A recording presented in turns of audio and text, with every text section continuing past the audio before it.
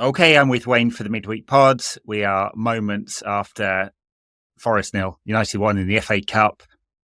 It was good in the end, I think. Wayne, how are you doing? After that, I'm not quite sure why. At least the um, serotonin got of a last minute winner, but there's very little else to. Mm. But don't get me wrong.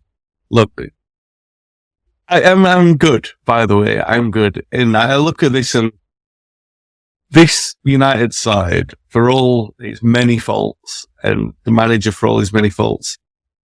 I'm just going to use a very, very quick comparison. And by the way, before I do that, Ed, how are you?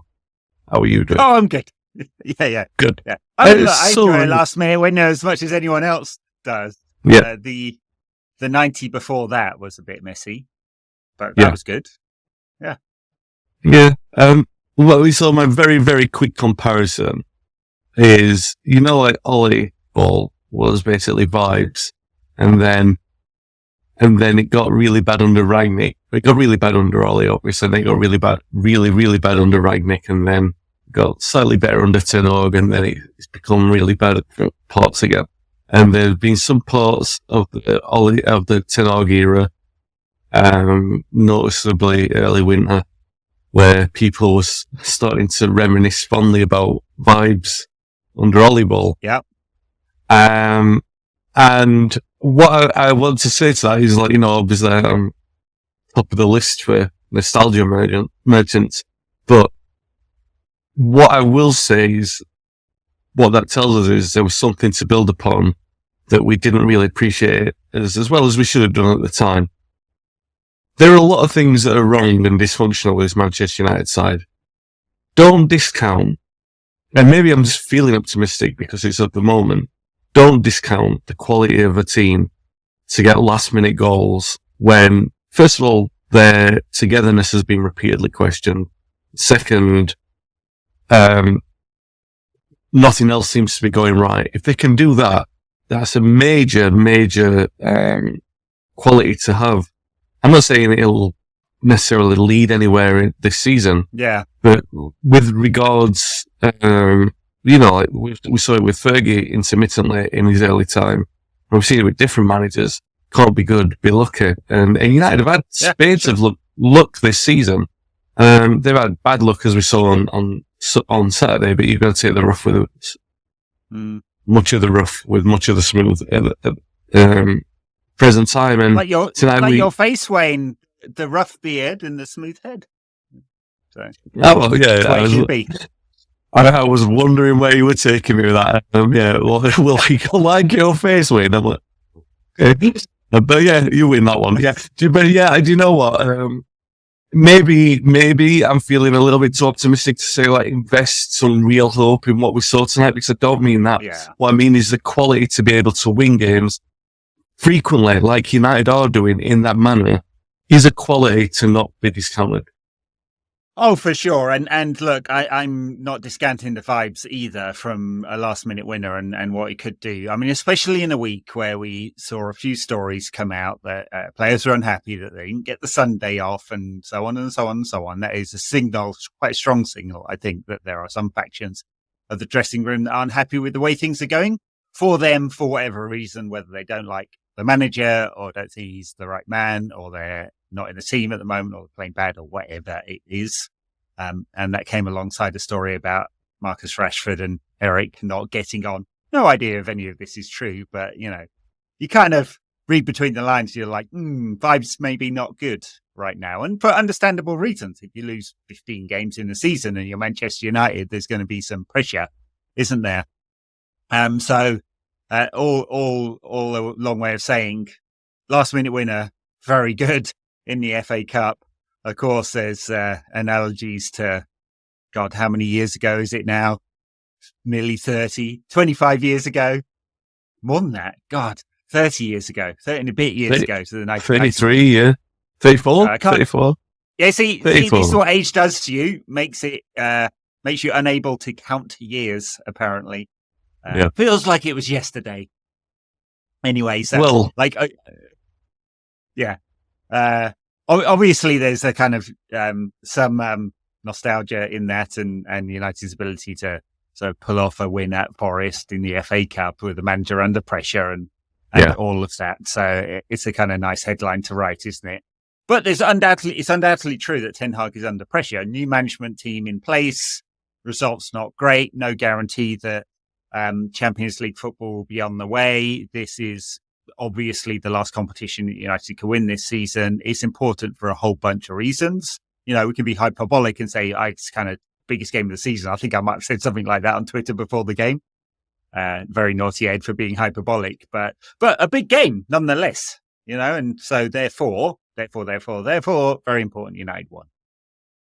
Yeah, I'm not sure, to be honest. I get where you're coming from with this, but my feeling is that it is in the principle of a game at a time.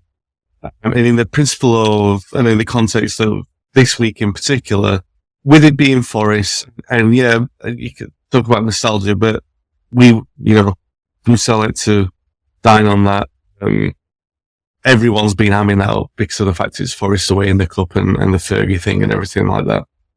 But there's a very real scenario where we lose tonight and then get tanked on Sunday, and then Ten Hag really looks untenable.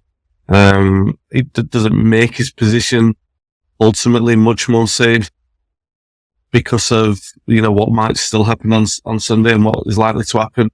And the fact of the matter is that we've got Liverpool at home in the next round, and they could quite easily embarrass us. And then you're left asking the question, is it better? If you're not going to win the cup, the games are only as crucial as the end destination in a cup run, right? Depending on whether or not it's a complete humiliation. So if United had lost tonight 1-0, as opposed to losing 3-0 at home to Liverpool in the quarter-final, which is most embarrassing. I'm not saying don't win the game. And what I mean is the importance of it. No, I get what you're saying. Then again, think about it in the positive way. Klopp buys into his own sort of hype, and given that he's the only manager in the history of football ever to play a few young players in the game, and no one else has ever thought of doing that. So Klopp's kids invented playing young players. Maybe he'll do that at Old Trafford. United will pinch a lucky win, and we'll be on our way to Wembley for a cup semi-final. So, hey, can't discount anything, can you? And who knows, we may find a functional tactical system by that time. Or something Did you see one tonight? No, I'm not sure I did. Although it got better in the second half. Well, latter part of the second half, didn't it? I was a bit worried in the first half just how many chances Forest were creating. It's the pattern, like everyone does it.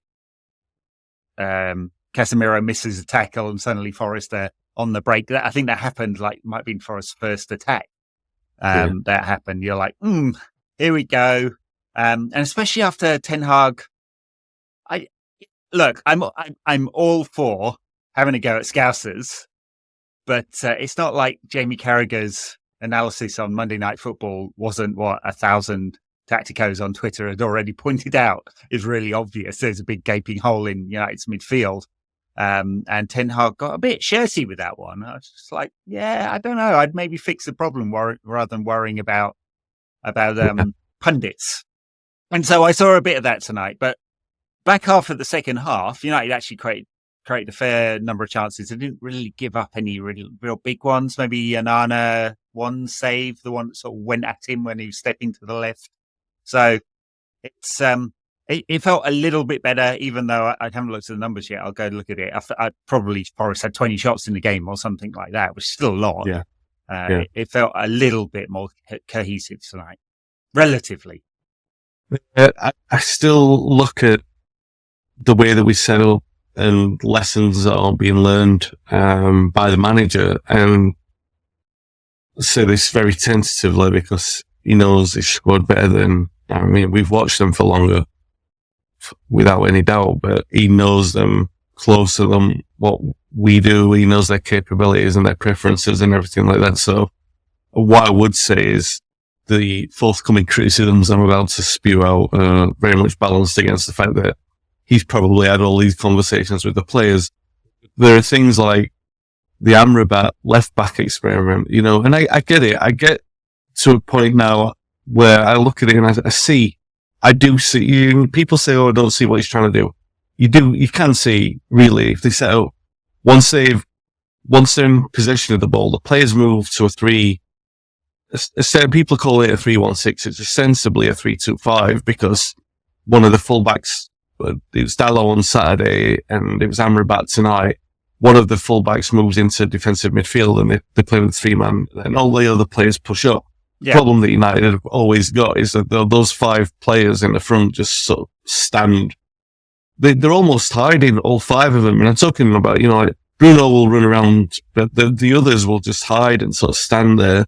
Occasionally you'll get Garnacho trying to run off the back, but Anthony can't make that run. Rashford doesn't like it if he's in the middle. So players just aren't making that kind of run. What I mean, in terms of like this, we know all these issues, so why persist?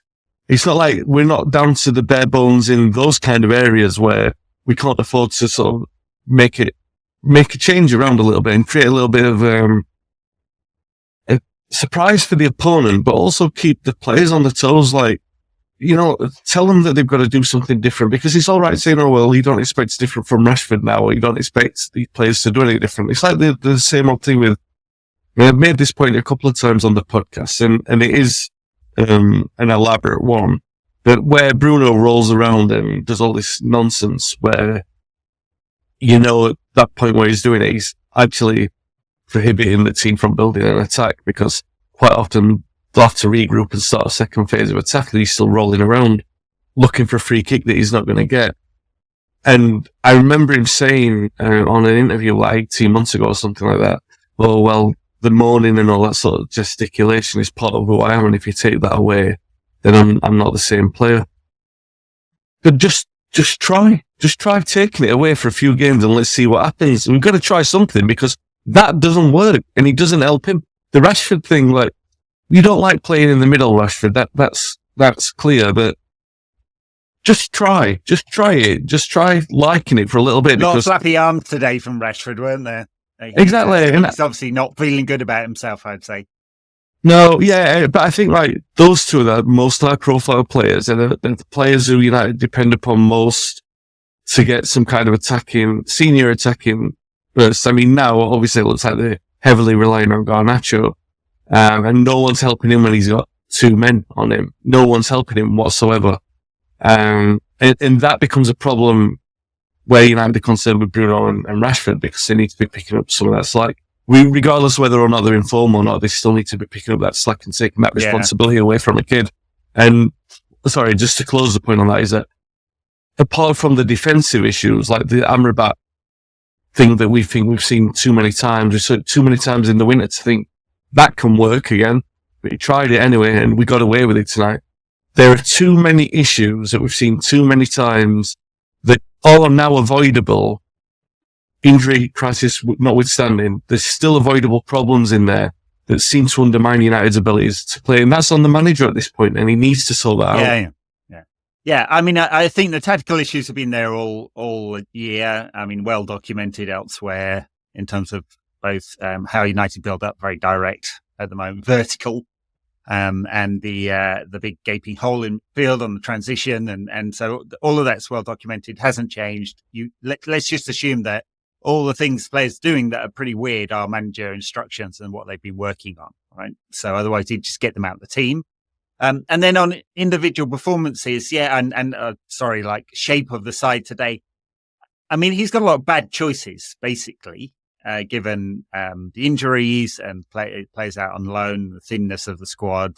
Certainly saw how thin it was if you look at the bench today.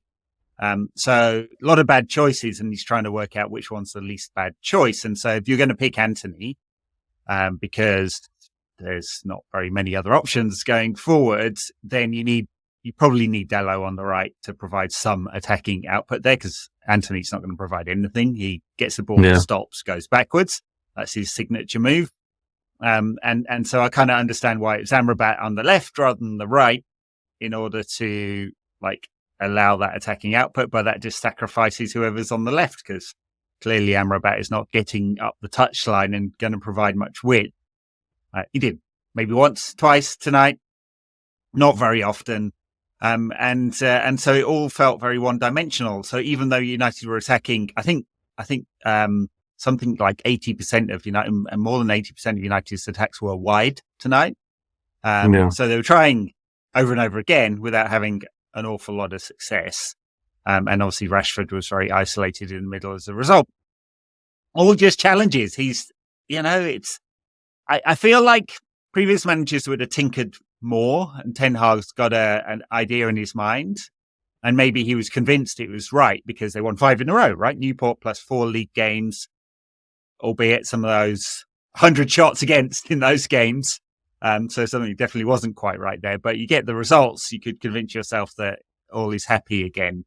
The weekend result perhaps, gave a check to any of that thinking. Yeah, we'll see. I mean, there's definitely a lot of challenges, and he hasn't got the players he wants in order to play the way he wants. He's already given up on a possession game. And tonight, you kind of had in a way, like the opposite to some of the teams we played recently. We had a Forest team who did not want to attack, except on the break. Right? And United aren't very good at attacking when they are not attacking on the break. They're much more dangerous in transitional moments. Yeah. And I think that's what led to some of the kind of feeling of discontinuity in the game. It was a bit messy. As a result. And I don't know how much you can draw other than like all the conclusions that we've seen already this season about how the team's set up and what we're doing. We're winning games quite narrowly when we win games. It's not really about the system. It's about moments. Tonight was about a moment. Very good ball into a dangerous area. And Casemiro, as he has done many times for United, gambling on that run. And he was in the right place to get the winner for United. But who knows if that moment hadn't happened, it had gone into extra time and who knows from there. In that moment, by the way, United were chasing that from the start of the second half. And what I mean by that is the moment came from a set piece. It's not the first time that United have won a game later on through a set piece. It's just caused a bit of chaos in box. They can afford to do that sometimes because they've got a few tall players, and that does invoke a little bit of panic in there. There's no real, tonight's free kick is probably different to all the others in that it seemed like clever ploy, actually, to play at the near post. Like, it looked like Bruno had spotted something there, and Casemiro, did well he was quite brave considering the injury on Saturday to, actually put his head in there and score the winner. And by the way, if you want, you're going to hate me for this, but if you really want to draw on nostalgic comparisons, a ball played into the box and a ball that bounces before a stooping header was exactly how Mark Robbins scored a bit earlier on at the other end. Yeah. I'm really contriving that one. But United have scored that goal, set piece, a little bit of chaos in the box too many times at the end of games this season. Well, I'm at the start of this podcast saying, it's a positive thing. It's not really a positive game plan it is in one aspect because it is kind of clutching at the United DNA that, you have a bit of that chaos theory at the end that we all like to see, but not in that way. I think there's a time where United quite often run out of ideas and out of luck, and they got away with it again. And I feel like sometimes when we've seen it this season, all we've ever said as a result is United have got away with that. United have got away with that. And I feel like that again tonight. Yeah, I mean, I don't mind United scoring from set pieces. I mean, Arsenal have got something like 12 in the league from set pieces this season, and so it's going to get you a lot of points or results in the cup doing that. And that's fine. You just want it to be an addition rather than just the only thing. It's not like we score a lot of goals from set pieces anyway. Exactly. Yeah. So, sorry, just the point. The point I wanted to make on that is like the be all and end all is that it looked like we were playing for it from like 5 minutes in to the second half. It like we've been giving up on the build up. It was like Bruno was looking for the free kicks in all those kind of areas, He's even deliberately floating out to those areas where you think he's not really going to cause any damage because there's no one in the box. So even if he gets into those areas, the only damage he's looking for is to get fouled for a free kick. And I think when you're relying on that as a plan A, as United seem to do for much of the second half, and yeah, look, we got away with it and it worked in the end. But I just feel like it's not a game plan. Much with everything with United at the moment, it doesn't feel sustainable, is what I'm trying to say. No, I mean, I do wonder whether they just tried to, haven't looked at all the data here, but I wouldn't be surprised if they didn't play a few fewer passes in the second half, and were a bit more controlled in their positioning in order to stop those Forest counterattacks. And that might have contributed a fair bit to Forest having far fewer shots in the second half, just being a bit safer, a bit less stretched, a bit less basketball-y, which has caused a lot of problems this season. Like United we haven't scored a lot of goals this season, but we look much more dangerous when we're using our rapid attacking players and going very vertical. I don't mean long ball. I just mean going from back to front quite quickly and getting into dangerous areas quite quickly, and much, much more dangerous. But of course, the game gets stretched and we don't have the players in midfield to cover for that. And Casemiro gets himself sent off or whatever if he has to cover all of that space. So I wonder whether they just weren't a little bit more conservative and Erik just asked them to be a bit more compact in that second half as a result. And I don't remember Forest having too many shots in that second half. So I suspect that was it, but it made for a little bit more control and a few fewer chances given away. But I'm trying to think how many, we created a few shots in the second half, but I'm trying to think of how many good ones were there. Like, were we creating really good moments? So I'm not sure about that. So it's a balance that Erik's trying to find, and it's been really hard.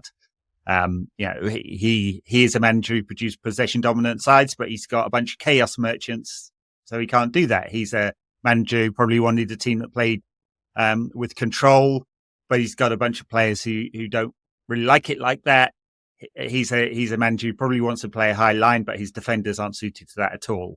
So you can have an Arna in there, but if they're 20 yards away from him, they're going to struggle with if the ball's turned over. So it's like a bunch of contradictions. So I kind of feel sorry for him in a sense, but also like there's a lot of aggression as well. So. Yeah, look, we've. I will say, I include myself in this. I don't think we've pulled any punches with Ten Hag. I think we've been very, very around talking yourself and the other people, Dan and Tom on the pod, all being quite healthy to give in our criticism of Ten Hag. But I think what tonight and Saturday showed as a really good example of this contrast is he can do so much in terms of the way that he wants to set up his team.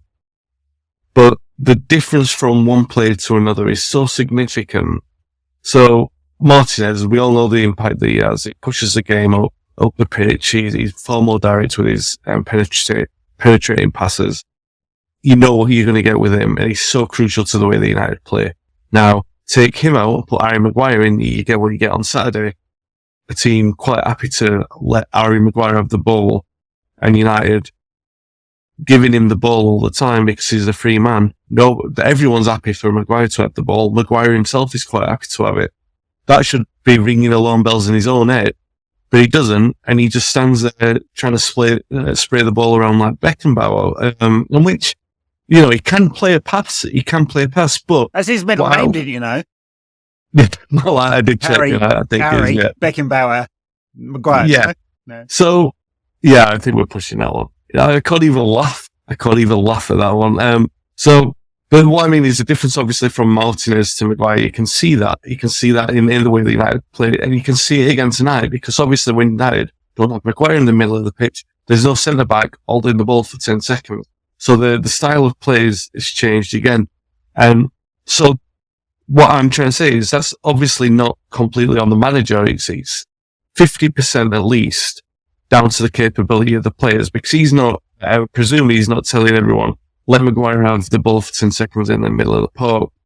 and let's see what happens from that. It's just the pattern of the game and the way that it goes, and the fact that there's no more fit defenders and he has to play him, and so on and so on. So United's style of play, and like you said tonight with Anthony, what he can and can't offer, regardless of, we now know, we can now fail, unless there's a big turnaround, can fairly say it's quite a big mistake to have signed him, and that we're going to take a hit on him. But that's what we've got at the moment in time, and it's still a massive change in style to Diallo when he comes on in there. Ahmad, when he's got a different skill set, perhaps not as good on the ball as Anthony, but quicker, and you up for penetration from that. So these massive differences in terms of these different skill sets are obviously impacting on what Ten Hag's trying to do with the team. And like I say, I'm quite happy to give him criticism. He's getting criticism from everyone. He's not getting criticism from Jamie Carragher, and that's when he chooses to bite back on it. But I do, and I've said it before Christmas when we had the injury crisis, that I have some sympathy with him for that, because you see, I'm not saying it was brilliant when all the players were fit for that brief. How long was it? 7 minutes? It was a good 7 minutes. About that. And then it all fell apart again. But you can see it there. You can see it there when all the players are there. And obviously, where there's a disparity, which is partly on him now, because it's 18 months, 2 years into the job, but not completely, because it's such a disparity in the ability levels in that squad. You are going to get performances like we are seeing. For sure. I mean, I just wonder whether, like, in moments of adversity is where you really see, the value of your coach. I mean, I know that sounds really pithy, but he has not been able to find answers to the crisis. Maybe it was too big for him to do that, but if possession-based football was plan A, plan B seems to be Ollie ball without the vibes. And just to be really cruel.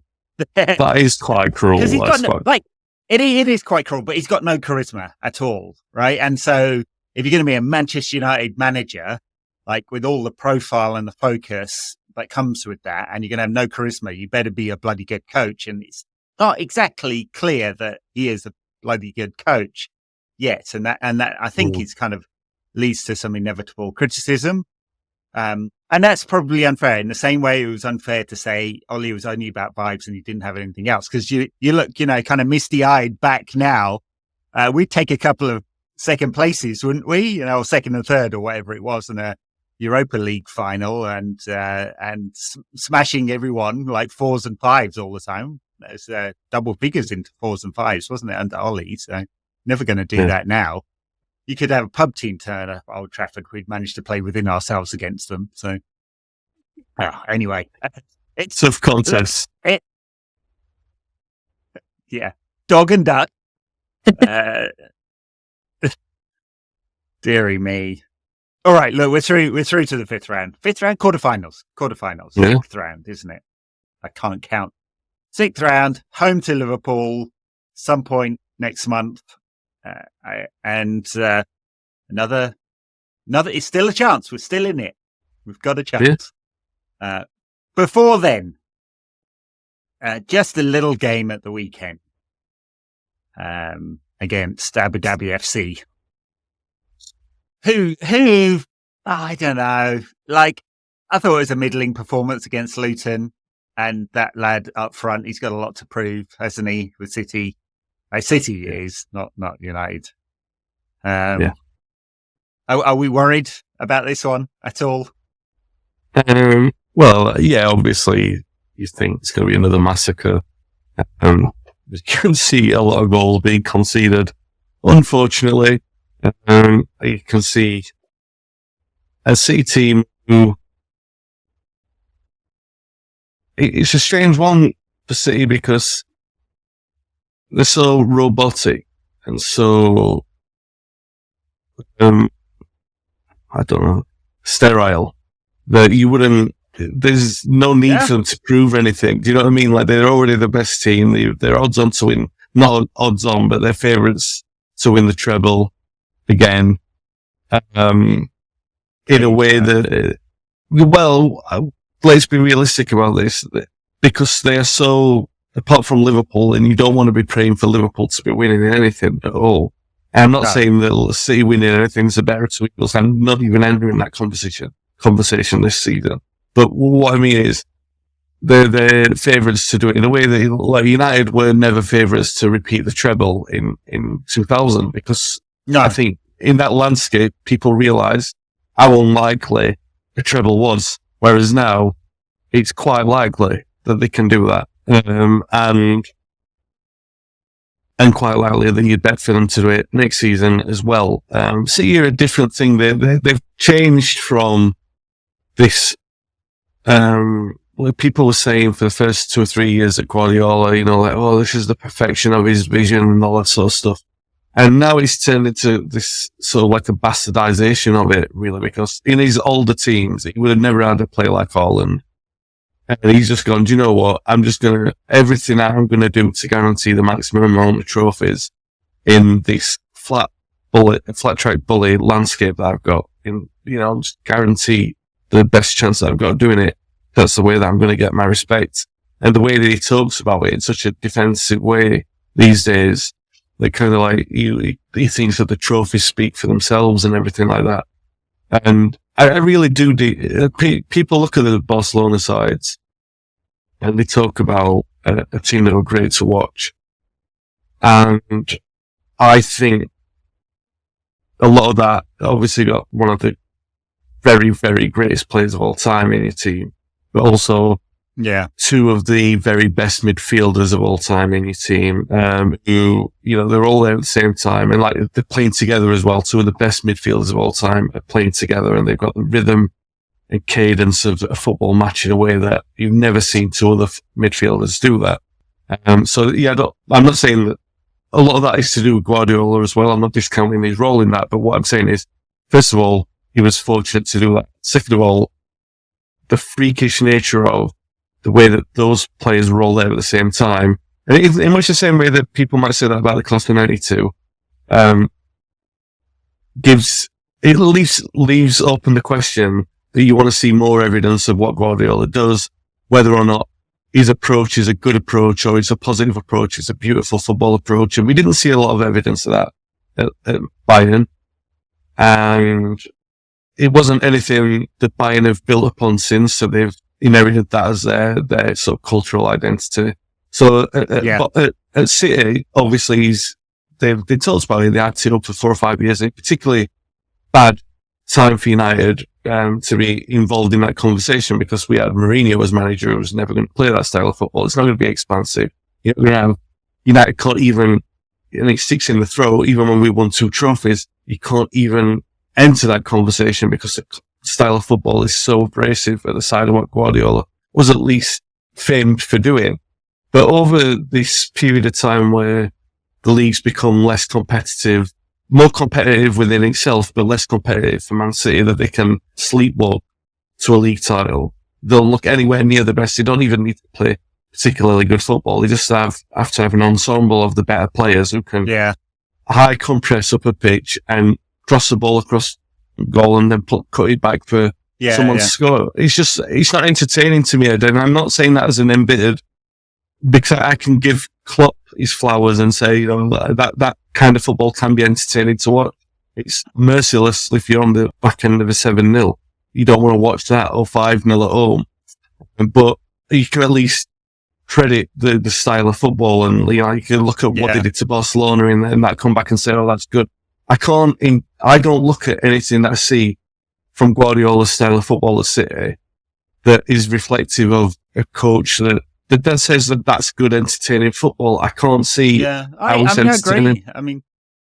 I agree. I always found Barcelona quite sterile. I feel like we had the conversation at the time. It was something new, and people were like dazzled by that. But the 2011 side was a very good side, no doubt. But I'm not sure a lot of what they produced. And Spain were an even more sterile version of that during that period as well, where they short passed their way to boring everyone to death at 2010 World Cup. I find Klopp's style of football much more entertaining. Like, don't tell anyone I said that. Don't want to inflate his ego even more because he listens for sure. Yeah. Someone will be. But so I mean, a few people do. I occasionally get a message telling me when I fucked up in some way. So I didn't mean just some people listen. I just mean the message might get to a Liverpool fan somewhere. That's what I meant. Oh yeah, I might do. Yeah. So yes, I've always found Klopp's football much more entertaining. And yeah, the question marks will always be out when Guardiola retires. The question mark will be, could he have done this without Messi, Bayern winning everything, because they always win everything except this year, or the cheat code of state-sponsored football, and unless he takes a job after City that is completely different, which he probably won't, because his thing is organising elite footballers to be the most dominant team possible, then there'll always be a question about him for sure. Now, unfortunately, like all of United's problems and all the areas we're absolutely weakest in, like players shifting around centre-backs, cutting balls through midfield, ability to squeeze space, the high press, all of the things we are quite weak at and don't seem to be able to organise for are City's strengths. And that's not like doom and gloom. It's just, like they are set up to really punish us. Now, Erik could try something different. We'll see. I don't know what that different is, other than like, let's defend with everyone and play like, cut minnows side, going to the big boys or something, which it's hard to say that'll happen, right? But it is unfortunate when we're at a weak moment in terms of like available players, and the way we're set up of the players who are likely to be playing that on paper, I think the City side should cause us a lot of challenges, which is never nice to say, is it? My other problem with this is, you're saying a different approach and open for surprises. The sobering realization for United in a post, from the moment we signed Ronaldo, basically, we sort of decided to plod with the veteran up front, and that Ollie decided to do that. Whether or not he was foisted upon him or accepted him with open arms or arranged a transfer, how involved he was in it. And the second he started playing a 35, 36-year-old player up front, he was contradicting the kind of strategy they used in big games before that. Sure. And we've been very successful in, by and large. And what that did to United from that moment in time, because they never really recovered because of, for whatever reason, obviously Lingard went, and he was crucial to those big games, and Martial did some big contributions in those games as well, and obviously Rashford, and Dan James obviously left, and he was, I'm not turning the clock back and writing history and saying he was a fantastic player or anything like that, but it was crucial to some of those kind of performances. Getting all misty-eyed over Dan James. No, but you know that these days, mind you. Yeah, he's more effective than Anthony. I mean, like, provably so. Yeah, and he took his number as well. He's got his number. And he's not, imagine that. It's one thing not living up to like Cantona and Robson in number 7, but not living up to Dan James in 21 is, you can have a word with yourself for that one. But what I mean is, like, Dan James was effective in these kind of games, and now United's, that identity, that kind of ethos of building, again, don't get nostalgic for this. I don't mean this, but the McFred midfield partnership in those big games away from home, we would go, not again, but generally by and large, it'd pull out a performance in those kind of games, because United were resolute. They knew their strengths, they knew the weaknesses. Now they do know the strengths, they do know the weaknesses, but that doesn't stop anything from happening. It's kind of like, we all know, and you all know what you're going to see. So yeah, nobody's surprised, and we never are surprised. And unfortunately, I think that's why, I can't, even with the optimism I've seen us win tonight in the way that we won, I still think you need to brace yourself for something embarrassing on Sunday, because there's nothing there that suggests otherwise. No, and it's again, it's like really hard for United to set up in a way that hurts City, with the forwards we're likely to have, and quite hard for us to keep the ball away from them, and quite hard to defend as a result. So, I mean, you mentioned Fred. I get a bit nostalgic for Fred, honestly, this season when I see Amrabat looking like one of those 93-year-olds struggling over the finish line in the London Marathon. He's as quick as that, isn't he? And I get nostalgic for Fred. Would he have been worse? Absolutely not. I mean, Fred drove everyone mad because you didn't know whether you were going to get a worldy Hollywood ball, or much more likely shanking one out of play off his own shin. So he was a deeply frustrating and very flawed player, for sure. But was he worse than Amrabat? I just don't see it. I don't see it. So anyway, that is completely irrelevant to the Sunday's thrashing. Potentially, I don't think. I don't even think. I'm trying to look for a way to think about it as what could Erik do to change it up? Because if his these tactics stretch the game and try and be vertical enough, like City are going to have like Rodri plus another sitting in front of that back four. So structurally, they're well suited to countering the counter. Like Guardiola is obsessed with this. He's obsessed with like the transitional moments because he got punished with it. But remember when they got like Bayern had like 6 shots or something and managed to score them all on breaks? Like he's obsessed with it. So this is why John Stones was playing midfield and why Akanji has played in midfield. He wants to be able to throw 5 players up, but be able to counter the counter. So what are our options here? Because we're not going to retain the ball. We can't do it. Like this kind of quick vertical style is not going to be effective against City. So it's probably defend quite deep, defend really well, and hope for some set pieces. Yeah. Like this is why Erik's paid the big bucks, right? I can't come up with a way that United like managed to do something in this game, and I'm completely wrong, obviously. Yeah, even sorry to be a pessimist again, but they just don't have the tools because everything that you can comprise a game plan. You could probably you could do it. You could come up with one, and then it would still rely on things happening. Not just like City being complacent and things like that, but things happening that are so far away from the norm.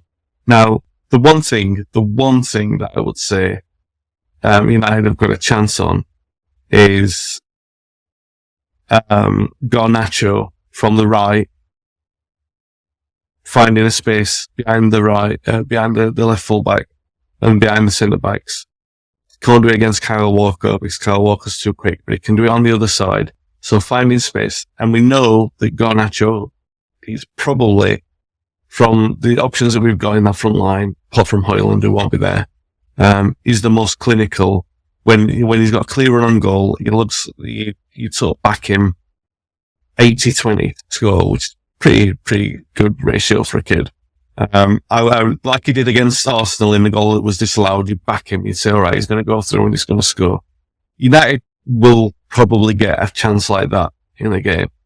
One chance. If they can, if not a chance that's clear cut like that, a chance to work that opportunity, that will happen because for how good they are as footballers in defence, they're not Maldini and Costa Curta, so a chance will be presented.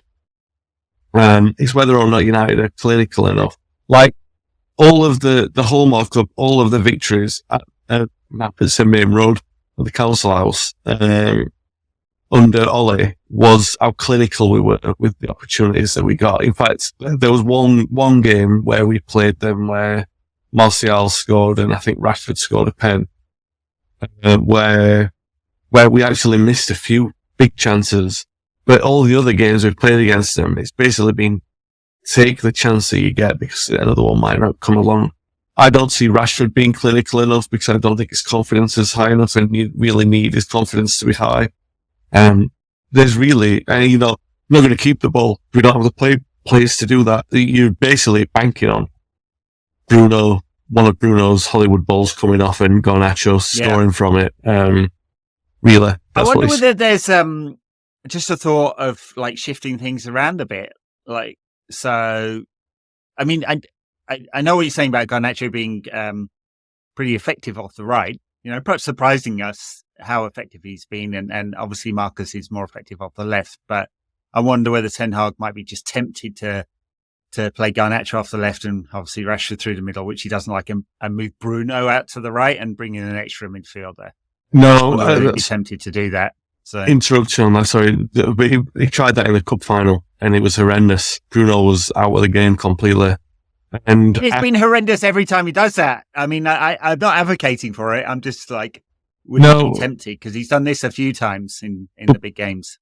I know what you're saying, but the moving Bruno out to that means that you're basically suggesting pack the middle with defensive players, and United, again, it's just a point that needs to be made. You don't have safety in numbers with United. It's not a pack mentality. You don't put 7 defenders in there and they defend better. They defend horrendously.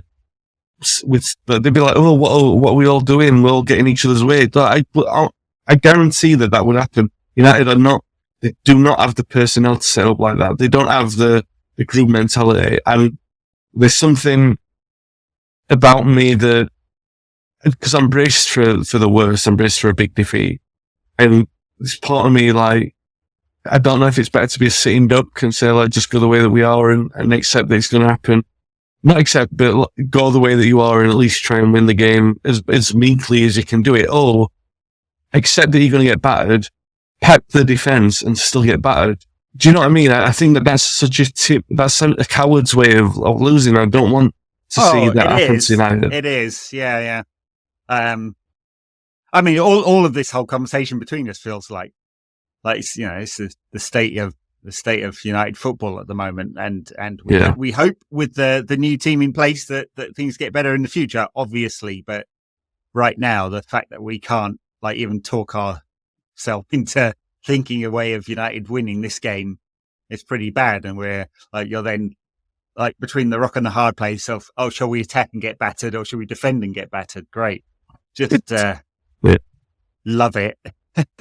I mean, I guess one bright point is Guardiola cannot play all of his informed players. So he can't play Foden and De Bruyne and Silva and Doku and Alvarez and Haaland and Grealish and Oscar Bob. He can't play all of them. So let's maybe little bright spot. For a luxury like that, can we play all of our informed players? I think we could probably do that. We definitely can play them all, because it's like, if you could find any, that would be good. Yeah. Oh God, I'm not. I'm normally, even things being as bad as they are, or as bad as they've been this season. I'm not normally this pessimistic. I just think that it's obvious. It's very obvious in this game what's going to happen. I don't see, and I'm not putting this one on the manager, to be fair. I just think there's, unless he does something that's so cowardly that I think, we've all accepted it, and I think, I would like to see him try something different that's not 7 men in defence. Do you know what I mean? Something that's like, oh, do you know what? But having said that, there's so many round pegs in square holes that, there's something different would likely be as radical as playing Lindelof at left back. And does anyone want to see anything that radical? I'm not sure that I do. I don't think my heart could take that in a game where I'm already expecting Haaland to go like another hat-trick, at least. I was just, I'm not a big gambler. I was just looking at the odds here. In a 2-horse race, you probably get, it's ridiculous. You probably wouldn't get odds this long if a relegation threatened team was playing City, to be honest. I think it's a bit, people obviously all feeling like us. So, oh man, I wish that we had a better, more positive, note to end on, because United did win in the FA Cup today, and that is good. And we have set up a quarter final against Liverpool, and there's still a chance of a trophy this season. And that would change everything in terms of the calculation. Maybe not in terms of if you were clinic, and it wouldn't change everything for the Ineos team who are thinking about what kind of manager they want next season, but it would change everything for the fans. So, we're still, this season still has life in it yet. So let's try and end on that positive note. We're not completely dead yet. For the masochists among you who support us on Patreon, because we didn't do a backers content at the weekend, we're going to have a chat about what potential other options there are other than Ten Hag if the Ineos team decide to make a change. That is. Everyone else, thank you very much for listening to Wayne and I talk about United's famous victory today and not about the City result coming up. Everyone else, we'll see you at the weekend. All right, bye now.